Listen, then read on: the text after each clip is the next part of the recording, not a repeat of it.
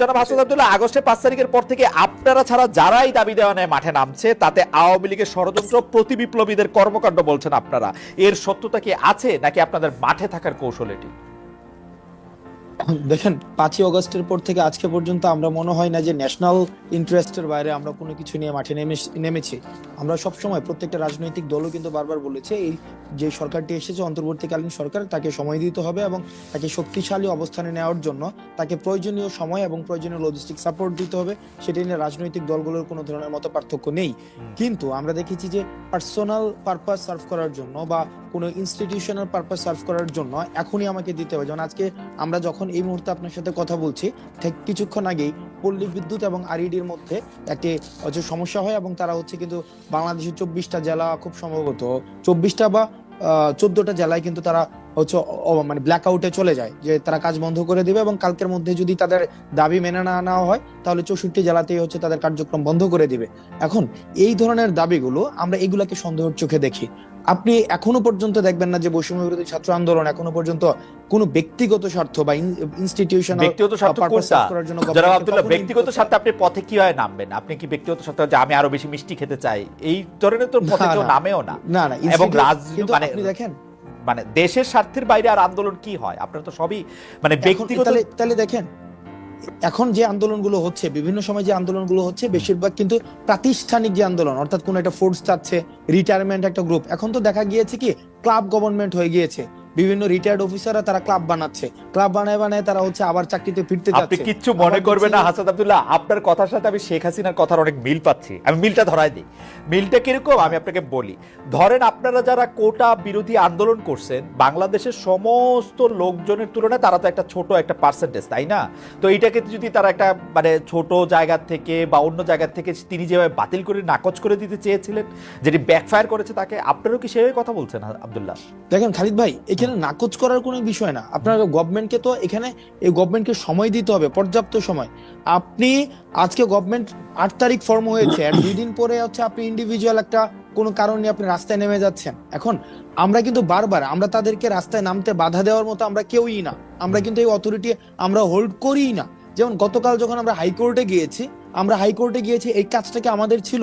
এই কাজটা কিন্তু আমাদের ছিল না, কিন্তু আমাদেরকে করতে হয়েছে to serve national interest. Hasan, আমি একটু এই প্রশ্নটা আপনাকে করতেই চাই। আমার পরের প্রশ্ন ছিল যে আপনি ভালো করেছেন যে আপনি হাইকোর্টের প্রসঙ্গটা তুলেছেন, যে আপনারা বিক্ষোভ করে আগের প্রধান বিচারপতিকে অপসারণ করেছেন এবং আপনারা কি জানি বলেছেন যে ফুল কোর্ট রেফারেন্সে তাকে এই করা যাইতে পারে, কিন্তু ফুল কোর্ট রেফারেন্স জিনিসটাই আসলে সেইটা না। এখন আরো বিচারকদের বিরুদ্ধে আপনাদের ক্ষোভ, আপনাদের অনুগত লোকজনের দিয়ে কি আপনারা কোর্ট সাজাতে চান, নাকি minus Awami League plus BNP Jamaat করতে চায়? লেয়ারে চলে গেছে আলোচনাটা, দুইটা লেয়ারে চলে গিয়েছে। আমি একটু পিছনের আপনার যে মানে প্রশ্নটা একটা মিসকনসেপশন না হয় পাবলিক পারসেপশনে থেকে যাবে, আমি স্পষ্ট করতে চাই। সেটা হচ্ছে যে কাউকে আন্দোলনে বাধা দেওয়া, সেটা রাইট বৈষম্যবিরোধী ছাত্র আন্দোলনে নেই, বা যারা বিপ্লব করেছে তাদের নেই। কিন্তু আমরা যেহেতু সবাই চাচ্ছি এই গভর্নমেন্টটা ফেল না করুক, এই গভর্নমেন্টের পর্যাপ্ত সময় দিতে হবে। গত 16 বছর যেহেতু আমরা অপেক্ষা করতে পেরেছি, বিভিন্ন রাষ্ট্রের বিভিন্ন অসঙ্গতি নিয়ে কিছুদিন গভর্নমেন্টকে আমরা সময় দিয়ে একটা নির্দিষ্ট একটা যৌক্তিক সময় পর্যন্ত দেন আমরা যে আমরা দেখেছি ভাই, আপনি টিএসসি তে আসেন, ডিভোর্সের ইস্যু নিয়ে পর্যন্ত টিএসসি তে মানুষ আসে। ডিভোর্সের ইস্যু, চাকরি জাতীয়করণ করা, তারপর গ্রেডেশনের জন্য কেউ 9 গ্রেডে রয়েছে, তাকে 8 গ্রেডে নিয়ে যাইতে হবে, 11 গ্রেডে 10 গ্রেডে নিয়ে যাইতে হবে। প্রত্যেক দিন এই পার্সোনাল ইস্যুগুলো নিয়ে কিন্তু আসে। এটা একটা বিষয়। সুতরাং আমরা হাসিনার সুরে কথা বলছি না, অর্থাৎ গভর্নমেন্টকে যৌক্তিক সময় দেয়। আমরা গভর্নমেন্টের সমালোচনা করি। আমরা গভর্নমেন্টকে যখনই দেখছি যে প্রপারলি পাবলিক যে পারপাস রয়েছে, আমরা যেই স্বপ্ন নিয়ে এই গভর্নমেন্ট এসেছিল সেটা যখন হচ্ছে না, আমরাও কিন্তু গভর্নমেন্টকে কিন্তু ব্যাপারটা এমন না যে ছাত্রলীগের মতো আমরা গভর্নমেন্টকে সবকিছুতে ব্লাইন্ডলি আমরা সাপোর্ট দিয়ে যাচ্ছি। ব্যাপারটা কিন্তু এমন না। যেটাকে কনস্ট্রাকটিভ ক্রিটিসিজমের মধ্য দিয়ে প্রপার ওয়ে ফাইন্ড আউট করা, সেটাই আমাদের একটা কাজ। এবার আমি কি দ্বিতীয় প্রশ্নটায় যাব নাকি দ্বিতীয় প্রশ্নটা আবার আপনি আমাকে পূর্ণাঙ্গভাবে?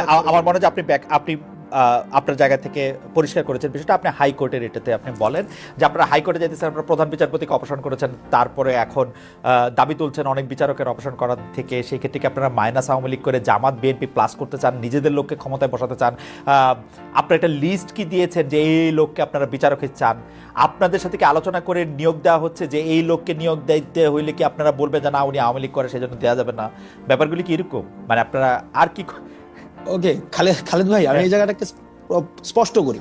প্রথমত, এই যে আমাদের ক্ষোভটা ছিল, এই দায়িত্বটা কার ছিল?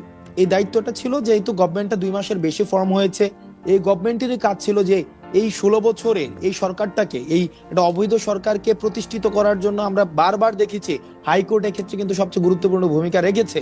এখানে দেখেছি জুডিশিয়ারি বিভাগকে ব্যবহার করে আওয়ামী লীগ সরকার বিভিন্ন বিষয় তার নিজের মতো করে সাজিয়ে নিয়েছে।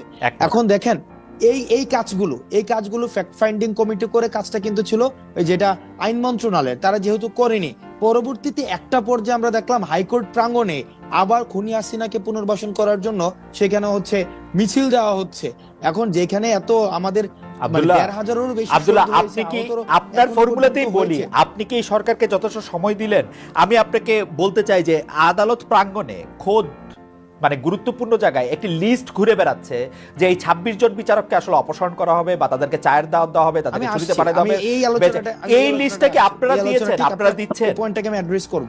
আমি অন্ততপক্ষে 5 জন উচ্চ আদালতের বিচারকের কথা জানি, তাদেরকে এই অপসারণ লিস্টে রাখা হয়েছে কারণ তারা আপনাদের এগেইনস্টে রায় দিয়েছেন বা কোনো রায় আপনাদের বিপক্ষে গিয়েছে। সেই লিস্টটাকে আপনারা দিয়েছেন? ওকে, ঠিক আছে, একদম এক কথায় উত্তর, আমরা বৈষম্যবিরোধী ছাত্র আন্দোলনের পক্ষ থেকে কোনো লিস্ট দেই না এবং দিবও না। কেন দিব না? কারণ এটা হচ্ছে মূলত প্রধান বিচারপতি সহ অন্যান্য যারা বিচারপতি বা এই বিষয়ে যারা হচ্ছে কনসার্ন কর্তৃপক্ষ, তাদের কাজ। এখন আমি যদি একটা লিস্ট ধরাই দেই যে 20 জনকে পদত্যাগ করেন, 25 জনকে পদত্যাগ করেন, মানে it will not actually set any perfect instance. তো যার জন্য আমরা এটা করেছি যে যারা গত 16 বছরে এই আওয়ামী লীগ সরকারকে বিভিন্ন অবৈধ জাস্টিস নিশ্চিত করেছে, তাদেরকে সেখানে হচ্ছে অপসারণ করতে হবে। এখন আমরা দেখেছি যে 5 আগস্টের পরেও কিন্তু জুডিশিয়ারি পরিকল্পনা ছিল। আমাকে প্রশ্ন করতে পারেন, এটা তো হাইকোর্টের স্যাংটিটি নষ্ট করছে, এটা হাইকোর্টের একটা স্যাংটিটি রয়েছে, বিচারালয়ের একটা স্যাংটিটি রয়েছে। ভাই সবই ঠিক আছে, ডেমোক্রেসিরই কিন্তু একটা স্যাংটিটি রয়েছে, একটা স্টেটের একটা স্যাংটিটি রয়েছে। গত 16 বছর ধরে এই স্যাংটিটি গুলো কিন্তু নষ্ট করে ফেলা হয়েছে, একদম ইনস্টিটিউশনালি নষ্ট করে ফেলা হয়েছে। তখন কিন্তু এই স্যাংটিটিকে রিস্টোর করার জন্য আমরা এগিয়েছিলাম। সুতরাং আমরা যদি মনে করে থাকি, আপনি আমাকে বলতে পারেন আমাদের লেজিটিমেসি কি? আমাদের লেজিটিমেসি হচ্ছে গণ অভ্যুত্থান। গণ অভ্যুত্থান দিয়ে হচ্ছে আমরা লেজিটিমেসি। না, আমি লেজিটিমেসির প্রশ্ন আসতেছি না। হাসান আমার একটা ছোট রাইট নাই। হাসান আমার একটা ছোট প্রশ্ন, এখানে আমাদের একটা ভুল হয়েছে, আপনি আমার মাফ করবেন, আমার সময় কম, একটা ছোট প্রশ্ন। সেই প্রশ্নটা হচ্ছে যে বর্তমান যিনি প্রধান বিচারপতি আছেন সৈয়দ রেফাত আহমেদ, আমি তাকে 30 বছর ধরে চিনি, আমি তার পিতাকেও চিনতাম। তার মতো এরকম একটা ম্যান অফ ইন্টিগ্রিটি আমরা আর কবে মানে এত রকম দেখেছি, এটা আমার ব্যক্তিগত মতামত, আমরা জানি না। এখন যিনি অ্যাটর্নি জেনারেল রয়েছেন জনাব আসাদুজ্জামান, আমি তাকেও 30-35 বছর ধরে চিনি। এখন যিনি আইন উপদেষ্টা রয়েছেন জনাব আসিফ নজরুল, তাহলে আপনাদের কি তাদের উপরে কোনো আস্থা নাই? যে 3 জনের কথা আমি বললাম, এই 3 জন কিন্তু এই ব্যাপারে কাজ করে যাচ্ছেন, কাজ করছেন। এখন আপনি এই যে গভর্নমেন্টের প্রতি আমরা সবসময় যে পজিটিভ থাকবো ব্যাপারটা এমন না।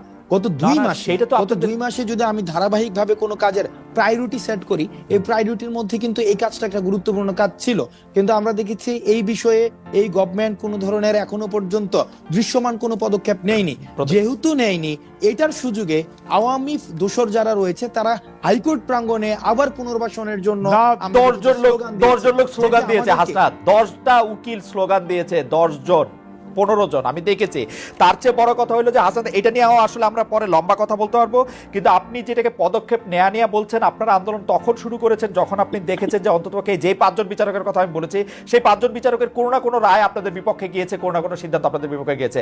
সৈয়দ রেফাত আহমেদ আগে থেকেই, মাননীয় প্রধান বিচারপতি সৈয়দ রেফাত আহমেদ, জায়গায় ভাই স্পষ্ট করে না হয় মিসকনসেপশন থাকবে, সেটা হচ্ছে আমরা কোনো ইন্ডিভিজুয়াল বিচারকের কোনো লিস্ট কিন্তু আমরা দেইনি।